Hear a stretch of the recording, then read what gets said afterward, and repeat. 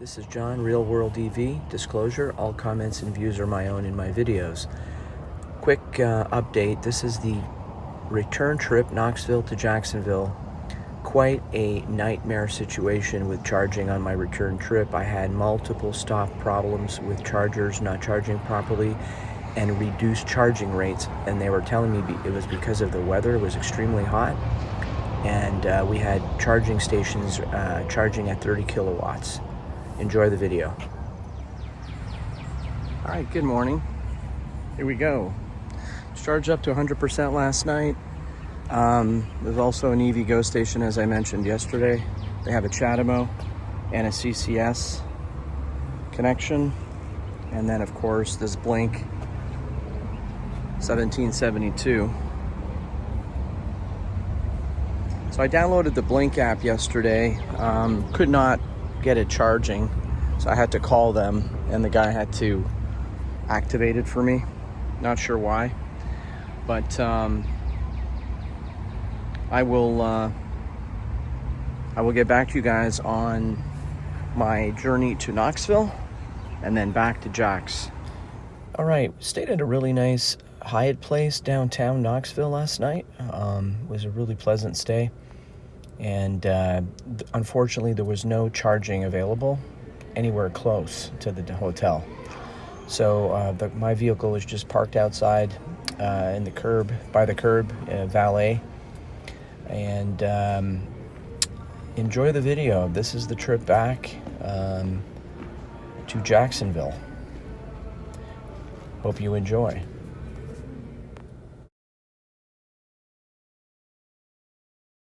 Okay, leaving my appointment in Knoxville, Tennessee, and heading back to Jacksonville. No charging at the dealer, so unfortunately. Let's get the Better Route Planner going here.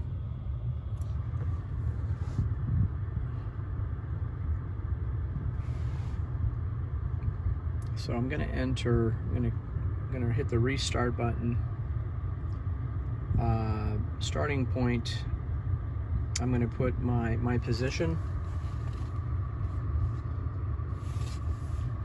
Okay, sorry about this, guys. It's hard to see. Got my position, and location is going to be my home address. So let's take a look here. We're going to route plan it. I need to put in the state of charge.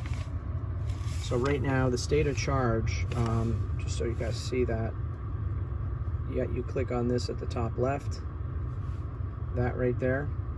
Then it opens all the details of the app. State of charge is at 100% right now. I need to change that. Car's at 57. So here's the thing. What would it be if I was at 100? Okay, so let's find out. If I was at 100, I'm going to go ahead and route plan it. Okay, so it's thinking. And there we go. So now, it's really, really jumpy. This is part of the issue with this app. Okay, so continue right. This is my route plan, 10 hours, 575 miles. At 100% state of charge, I have three charging sessions for 1 hour and 33 minutes. The drive itself is 8 hours and 50 minutes, but you got to add in the charging. Okay. So what I'd like to know, what about if I was, let's say I go to, I don't know, 70%, because I don't want to stay here too long. How would that look like? So if again, I apologize for the jumping around here. So I'm going to hit the reset, and I'm going to change the state of charge to 70%.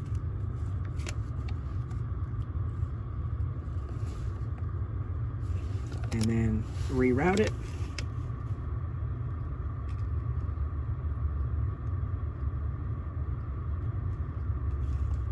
Still thinking. Maybe I need to lift it here, because there we go. Right now it's Still 3 charging sessions. I think the biggest difference now is it's 1 hour and 55 minutes. So it's added a little bit of time on one of these charging stops. I like that better. I want to get out of here. I want to get on the road. So instead of 100%, I'm going to go ahead and charge it to 70% and get the heck out of here. Hopefully this is helpful. And I'll touch base with you guys when I'm on the road. So quick update. So I just finished going through that route plan process. I said I wanted to get out of here, so I'm like, let me change it to 70%. Well, that got me home at 10:45 tonight. If I charge it to 100 right now, that'll get me home at 10:25. So there is a big difference to starting at 100% and getting your full state of charge. I would have been stopping somewhere around here. Now my first stop charge is closer to Georgia. Actually, that one might be in Georgia. So lesson learned here, makes a big difference. I've switched it back to 100%. I'm going to sit here at this charging session for a little bit longer, obviously. I got another 25 minutes to go to get to 100. It's charging pretty quickly. I have to go inside the Walmart here still. I have to get some water for the trip, and I have to use the restroom. I'm going to kill probably maybe 10 minutes out of this 25. So good call. Glad I did a quick little update to the last part of my route plan. I've swapped my ABRP back to 100% state of charge departure, and now we're looking at a arrival of 10:25 tonight. Another quick update, and this is a suggestion for the ABRP improvement. This last release has some functionality improvements, mainly around Apple CarPlay.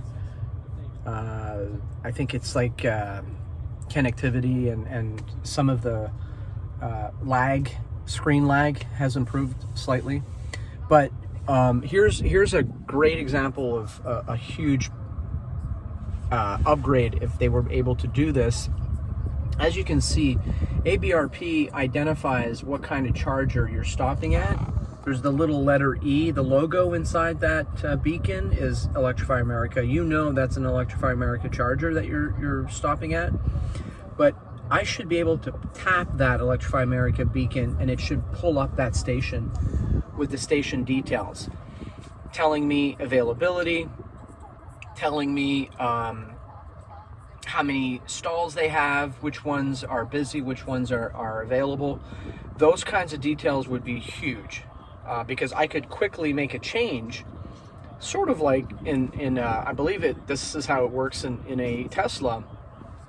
I would be able to just tap the next charger and route myself to that one instead if that one was available and I didn't have to wait. So there's some functionality features that would definitely be huge upgrades.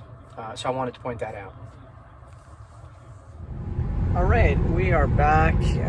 We left the Knoxville, Tennessee Electrify America charger, local Walmart. This was basically right in the Knoxville area. Did a charge to 94%, and now we are heading to our first stop on I-75. It is, I believe, in the state of Georgia, right inside of Georgia. I'm going to have to verify which Walmart that is, which Electrify America station that is. And as I mentioned on my previous recording, just before this clip, my previous clip, I modified the route plan on ABRP to 100% to see if it was going to get me home a little quicker, and it did. It knocked about 15 minutes off of my trip. by charging to 100 at that charger and leaving Knoxville at 100 instead of leaving Knoxville at 70%. Because I arrived at that charger at 50%. So I was thinking, I don't want to stay here till 100. So let me see what 70% will do. You know, that 70% was only like 10 minutes or less than 15 minutes. But that was 15 minutes longer for my total duration of the trip to Jacksonville. So hopefully that makes sense. Having it at 100, leaving, now I've saved 15 minutes. I will give you guys an update. The weather's good. It's hot. Very, very, very warm out. We are in a heat wave here in the United States. In most of the southern states, they had triple-digit 110-degree heat index in Chattanooga yesterday. And for those of you not familiar with Chattanooga, it's beautiful. You know, a lot of mountains and country and hills, and great for hiking, biking, boating, but really no sea breeze. You're landlocked and the heat can be suffocating. So there were some emergency situations with air conditioners breaking and older buildings having trouble with, retirement homes and those kinds of things. So hoping that everyone is staying cool and safe and healthy. I will be updating everyone on my second charging session here coming up in a little bit. Here's one thing that we need to do. We need to do Electrify America charging sessions at these beautiful rest areas. This will be eventually, I think, in the future, what we need. One of the details of the upgrade to this blue indicator of what highway you're on, and they've added the lanes here at the bottom. So in 1.5 miles, the arrow is saying stay straight. There are 2 left lanes are straight, and the far right lane is a turnoff lane, is a exit lane. So this type of detail was also not part of earlier ABRP versions. A nice little update, nice little upgrade. But of course, as I've mentioned before, once you get up on the exit ramps, it would be nice if it indicated what lane to go in. So it still does not do that. MasterCard. Now our next guest says the markets need to adjust to a new reality. All right, we are at the Foresight Electrify America station. This is a 4-stall setup. Interestingly, this one here, as soon as I plugged in, brought up this message. It'd be hard to believe that it's load sharing, but not sure why that came up. All right, the trip's going pretty good. A lot of traffic in Atlanta. Let's go in the car and check my last session's results. Okay, well now I know why that temporarily reduced power. Now I'm at 30 kilowatts. This is definitely not good. I'm gonna have to call Electrify America. I'm at 1% state of charge, so this should be rocking at 120 something.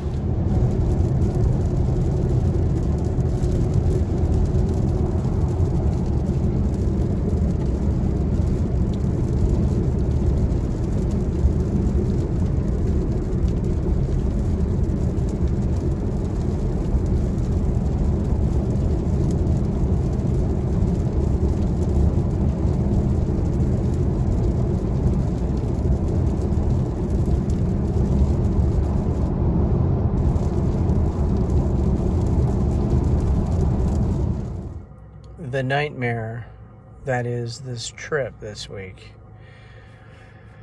Another problem charging, but it did get resolved. I just switched chargers and got myself from 40 kilowatts at 1% SOC to 125, which is my max. I still have the first edition, no software update yet. So my max rate is 125. I did get there, finally got charged up. I am actually going to charge to 100% because I do not want to stop again. I will literally drive straight home.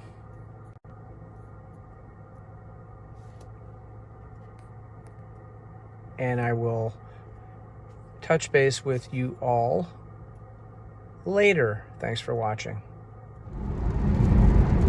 Well, today's stops, my 3 stops, I had Barrett Place in Georgia. I also had Forsyth in Georgia, and I had Cordell. All 3 stations had reduced rate problems. I had a combination of problems with the chargers timing out, the app timing out, and then once I did get it to work, we had reduced charging rates. So this was excruciating because it added a significant amount of time to this trip. You know, when you're charging at 30 kilowatts, it's going to double the time, triple the time of your charging session. The ID.4, this max charging rate is, I've seen it go as high as 127. I have the first edition, so I haven't received the software update yet. This vehicle will eventually, I believe, charge at 150 kilowatt, but right now the maximum rate is 125, which is actually really decent. I know there are a lot of the newer cars out there that charge, 300 kilowatts, which is great, and they charge fast, but their charging curves crash early. The ID.4 can maintain a pretty decent charging rate deep into the curve. Like, I've seen 85 kilowatt charging rate at 85% on this car. So I'd like to see any of the other cars doing that. But at the end of the day, we do need faster charging rates because a lot of people are not stopping for a long time, so they're not going to stop deep in their charging curves. They're going to be charging low in the curve, low percentages, and that's when you need fast speeds to get back on the road. So definitely room for improvement, opportunity for improvement. Talk to you guys soon.